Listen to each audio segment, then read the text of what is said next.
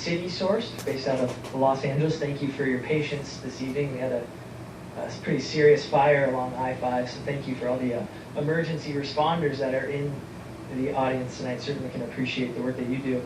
I'm going to try to go through and give a quick, definitely under 10 minutes presentation about what CitySourced is, who we are, how we help local governments, and how we help the citizens that they serve, and then I'll open it up for questions. So just very quickly, we're a software company. We're based out of Los Angeles. We currently are deployed in 10 countries around the world, and we cover about 45 million residents with this service. City of LA, San Francisco, Bakersfield last year won a Kern County Award for citizen engagement using our software. You won't hear CitySourced because we brand it all for the local municipality, so they'll be promoting your brand out to your citizens and really helping them connect to you and submit issues to you, and then also giving you all credit for the work that you do in responding to these issues that come in and notifying the citizens automatically that there's an update back to them. So we provide a web and a mobile application that would be dedicated for cities and can be branded for you, for your residents. Just a few of the customers that we work with. I'm mentioning, we tend to have some bigger cities on the slides, but certainly we work with villages of, I think the smallest population is 2,000. We have a Viejas tribe in Southern California with 400 people, so we do work with small municipalities, and we price it accordingly. So you get the Bakersfield app or the Coalinga price, which is attractive for a lot of our smaller municipalities. So just a handful of the ones that we work with. We have now worked allowing citizens to submit issues related to water waste. So everything that is submitted, whether it's a code violation, public works, is all completely customized by the city and can be updated at any time.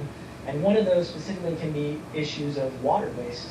So we have about 45 water agencies in Southern California that are using this and promoting this to the public and say, this isn't a shaming or a tattletale app. This is, you see a broken asset out there that's leaking, or you see water that's flowing at a day that it's not supposed to be based on the regulations. This is a great tool to let us know, the citizen, and I'll kind of walk through the process, but they basically can snap a picture of that. We'll geolocate it and send all that information to the right person within the city. Again, everything will be custom branded, so whether you're the city of Gold Coast in Australia or Bakersfield, you get your own look and feel, and this will be really promoting your brand, again, out to the citizens and the work that you all have done. You guys have a great logo, and we're going to put that front and center. So very, very quickly, I'm going to walk through quickly what this looks like. This is just the generic version, but your branded app will look something like this. Citizens can open that application. They can click to submit a request. We'll geolocate it using a map or a GPS on the device. They can enter an address as well. And we'll use your, what we call a geofence, or basically your boundaries, so we'll know right away that it's within the city limits or it's not, and we'll let that citizen know in real time that they're reporting either inbounds or out of bounds. They'll tell us what they're reporting by adding a photo. They can select what it is. So graffiti is a generic one, but you guys will customize that list, and it's actually something that can be updated at any time. So you can start with code enforcement and public works and expand to include water and whatever other kind of issues based on what you see as your business rules and what you need to be getting feedback. I'm showing the smartphone right now in the process. I'll show there's also the web component that's included as well. So the other aspect of this is visualizing and seeing this. So this is not my request that I've created on the map, but nearby requests. So I can see what has been created within the city. I can't see any personal contact information. I can't see who it was, if it was my neighbor or someone across the street. I can't see the city employees that are responding to this, but I can see globally that the city is responding to these issues. There's being status that's updated back to the citizen, and I can see that work that the city is doing on behalf of the city, and I can follow that along through the application. And as kind of a bonus to you all, your staff gets credit. So people come here and say, I complain about these 20 issues and nothing happens. Well, that might be your perception, but if you look at the application that we've made publicly available, you can see that you submitted this on a Monday, and on a Thursday we submitted a status update. So while you might think that, and why we can work with you to understand how we're doing that, that's just not the case, and you put the data out there and you answer some of those kind of transactional questions. I submitted something, when is it updated? Well, now you automate that, you can have your staff working on the higher level things like, how do I get the right permit, or how do I get something that's a little bit higher value for the city in terms of this helps us have transactional dollars, and we can get rid of the day-to-day questions about what's going on, what's the status. You guys can spend more time on kind of higher value objectives. And so again, the great thing is that as the city staff goes through and does the work that they will do on a day-to-day basis, our application automates the response back to the citizen. So they'll get a real-time status update that it's in progress, and 2 days later it's been closed out. So it's not that just because I send something I get immediate resolution, but I can know that it's been received and the city's in process or is considering this issue, and the city staff can actually add comments back to the citizen for either clarification, for more information, or for educational purposes. You know, thank you, but this isn't actually an issue that the city handles on private property. Those kind of things, you can have that, and you can automate the response back to the city. What we see is a lot of cities get this influx of information, and it's just impossible for them to pick up the phone every time or send an email back in the form of communication back to the citizen that they want on every issue. It's too much of a burden, it's too expensive on the time and the resources, but that you can still have that two-way communication and that feedback back. And most importantly, for the citizens that want to use technology, that want to use the web, that want to use the smartphone, they can interact with your city this way and they can get the feedback that they're looking for. So the last kind of picture here is just the detail. I know it's small, but it just shows the location. There's the photo, because that person took out their phone and they not only geolocated, but they added multiple images or videos, so your staff gets more rich data than just a phone call or just a free form web form or email. There's a lot more information included, and hopefully that will lead to quicker resolution. There's this aspect you can add beyond just requests. There's social features, phone directory. You can have a full wide city-scale application in the hands of your citizens' smartphone apps. Here's what it looks like on the website. So what we'll do included with the smartphone is this is the city of Harriman, this is their top bar, this is their weather. This part of the page right here is a piece of code that we'll give you and you'll embed into your website, and now you have a robust, dynamic, configurable form that has a map component and that citizens can also attach images to as well. And what's great about this is because it's out of the same system, the same back office business rules will always be applied. So whether I use the smartphone, whether I go to your website, whether I call into city staff who actually has a login to the private backend CitySourced portal, the same business rules will happen each and every time. Why this is great is because you don't, what you hopefully want to avoid is that if I call the mayor's office or I call the development office, I get two different responses, two different business processes, and it goes to two different people.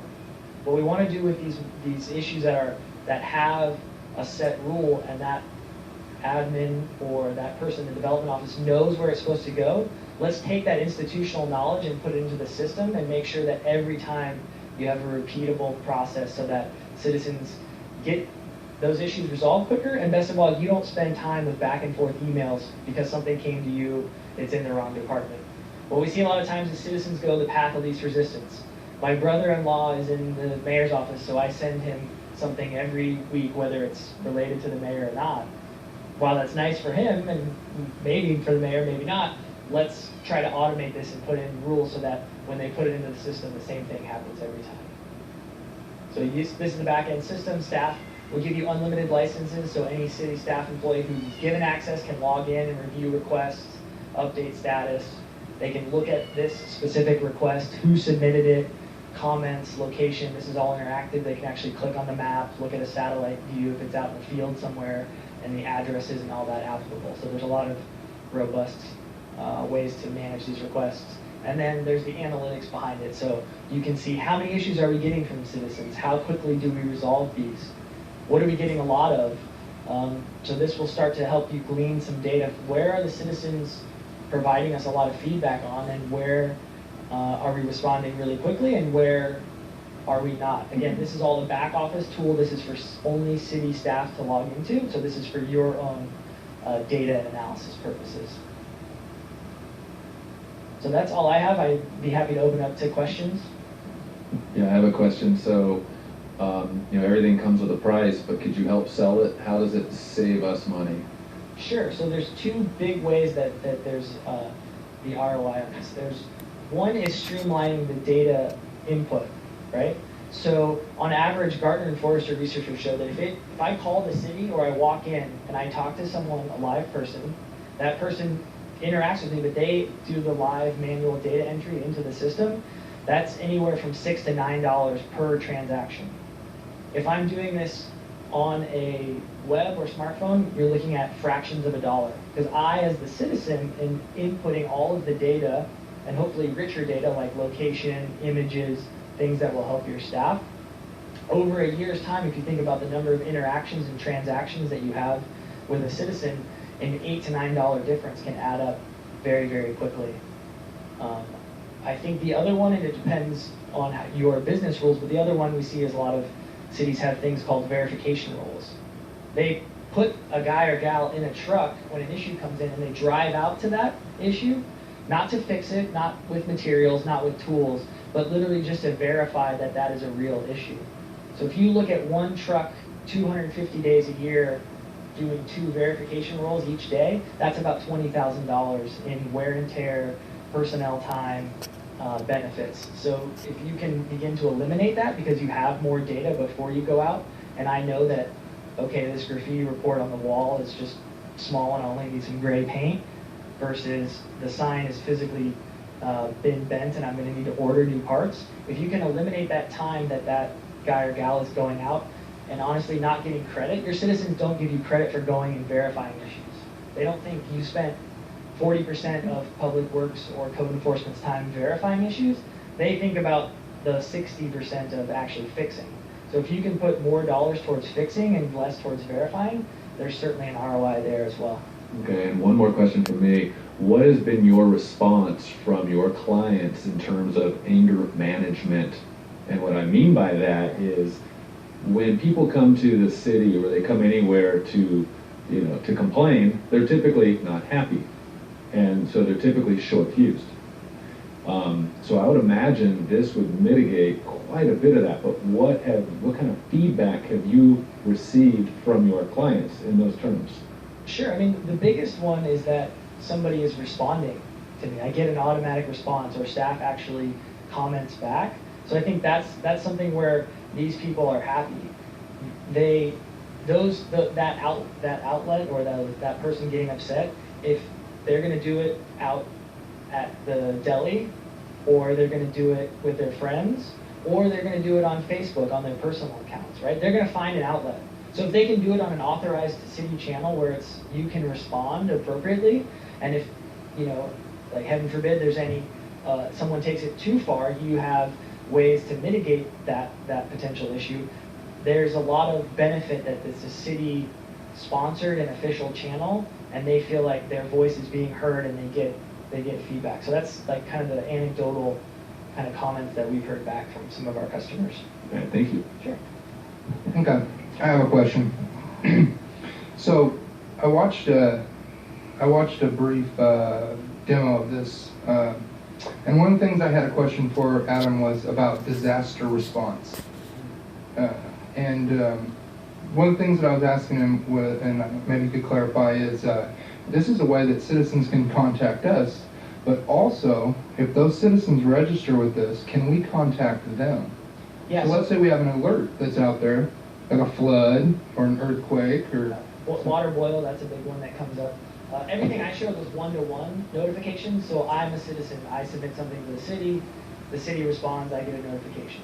The system also has one-to-many notifications, so the city anyone who's signed up or who's installed the app, they can send out mass notifications, and I don't need to be inside that application or online. It will still notify and push me out. So good things are, water boil. There was an ice storm in Georgia that they use that. Please stay off the roads.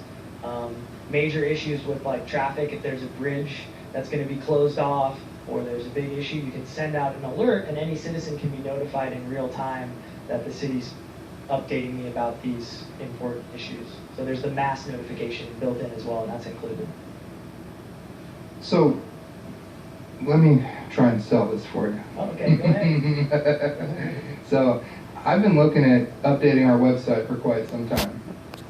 And when I seen your guys' application, I was thinking to myself, you know, maybe updating websites is obsolete because everyone's going with phones. I mean, I own a computer store and business has never been worse. Maybe that's just because I'm on city council, but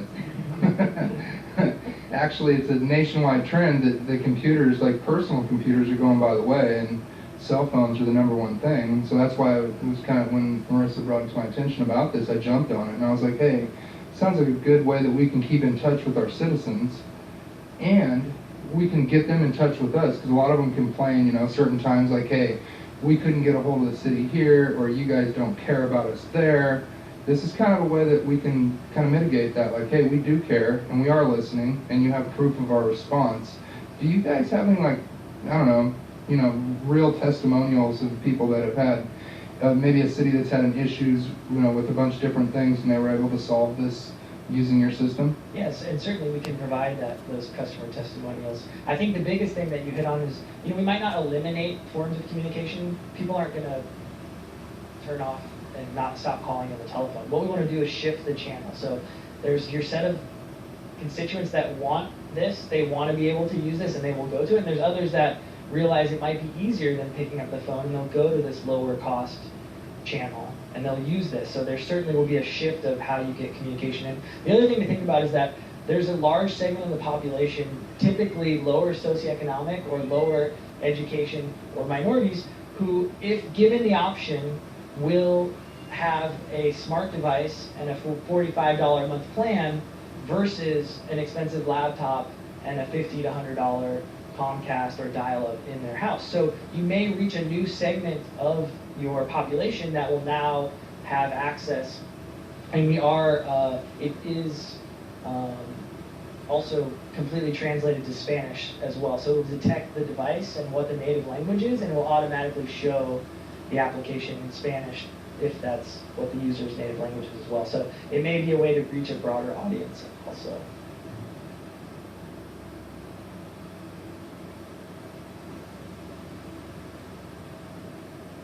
Great, thank you.